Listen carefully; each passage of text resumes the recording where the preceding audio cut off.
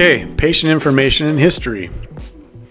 We've got on scene, we started asking our patient some questions. The first thing we ask them is their name and date of birth. It's basic stuff so we can get our age, etc., etc.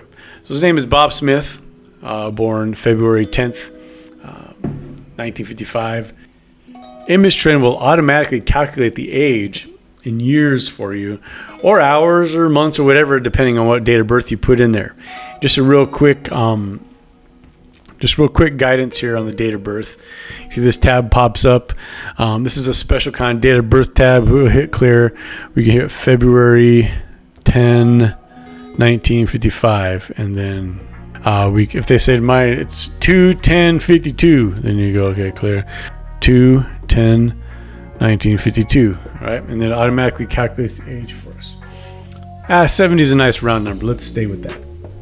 We'll say our kilograms. It's an estimation, right? Unless you know, and they just weighed themselves at the clinic. We'll say 100 kilograms, so the math is easy later on if needed. Enter a valid phone number. Okay, don't put all nines like I did right here. I'm just doing this because I don't want to make up a phone number or dock somebody on accident. So put the phone number in there. This is all going to be worth points later on as you try to get your score closer to 100. We are going to be doing email address as well, so make sure you add the email address. This is so we can have an automated billing system instead of sending paper out. Going ahead, make sure you do that. Patient MRN or encounter number. If you transport to Loma Linda University, you can hit that button right there and scan their bracelet or their sticker sheet. You can have your PCR automatically tie in with the hospital records. There's also a process for Arrowhead Regional for this. Patient address, we're just going to say, hey, it's the same address that we went to. Be careful. Sometimes you take over a call from the fire department, they automatically just go like this, and they a lot of times just hit the button, and then you have the address of Stater Brothers as the patient's address because they just can't do it automatically. You go back and you double check and make sure they have the patient's home address here or where they get their mail, okay? You have a mailing address tab in case it's different than that. Okay, we're going to go ahead to history. So we've made patient contact. I think we're there, right? Yeah, we made patient contact. We're getting our history. The history tab works just like any kind of search field you would find anywhere else. So let's make up some cardiac history for this gentleman, all right? So there's a hypertension, we'll say. Just type hyper. You can type heart failure. What else can you have? Maybe he's got the sugar diabetes. He's got diabetes type 1, type 2. There's all kinds of stuff. When it comes to this field, you see how heart failure has CV next to it. If you're looking for a cardiovascular problem, you hit CV, and there's all these ones that pop up. See that? All down there. You can put, I believe there's OB's one you can do. All these different problems that they've had in the past. You pick RESP. If you have this little hamburger stack button right here, this is a multiple select field. So as I'm going through, I can just select a bunch of different histories and add them up, and I'll just keep adding them and adding them and adding them here. See that? It's probably not accurate. All right. Or you can hit this button here that looks like a list. All right. On the left hand side, a list will pop up, and you can search via name here, via categories. Like if they have acute kidney and chronic kidney diseases, we'll click on that, and it'll give us all the ones that are available here in ImageTrend. You can go like cardiac, and you can search the list the same way. Most people just do it the original way that I showed you. The minus sign here is not applicable, unable to complete, unresponsive, etc. When you click one of these, it totally browns out the whole field. But we have a awake and alert patient. We'll just say he's got hypertension and diabetes. Okay. Where'd you get the medical history from? We got it from the patient.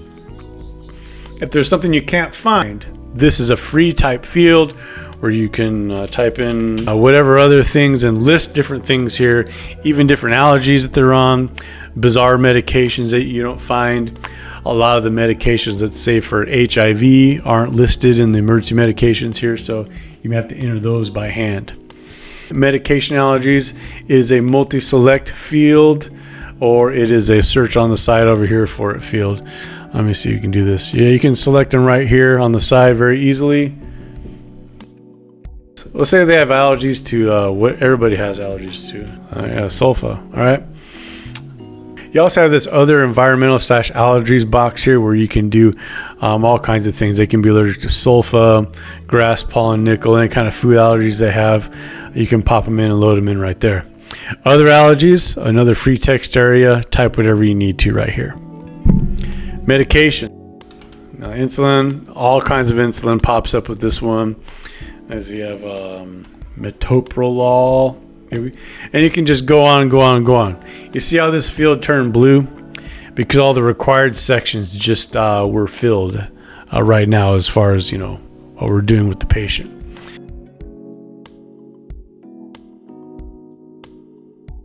You can tap on insulin. You can type in their dose, say 5, of milligrams or whatever, and you can hit OK. And it'll save that in their record. Generally, we don't do that. I guess if the medication is pertinent to your assessment and your treatment, if it's an overdose, whatever, then you can put that in there. Most people, we just list them and the hospital can go through, find their dosages, okay? Patient physician, if they've got one, you can put this in here. You can hit add. Closest relative / guardian. This is someone you want to get if someone's having a stroke or they're altered or they have a power of attorney type person, but type the name of the relative in here. And this is Smith. All right. Do they live in the same place as the patient? We'll say she does. The same. Okay, we'll click that button there. And you want to get a phone number. This is so that you can contact this person and they can advocate for the patient. They can fill in the gaps of the assessment. Advanced directives, you can enter them here. Travel, this is yes or no here. That's when we had like the avian flu and different things. You don't have to travel outside the U.S. to get COVID or any of the special diseases we have around here.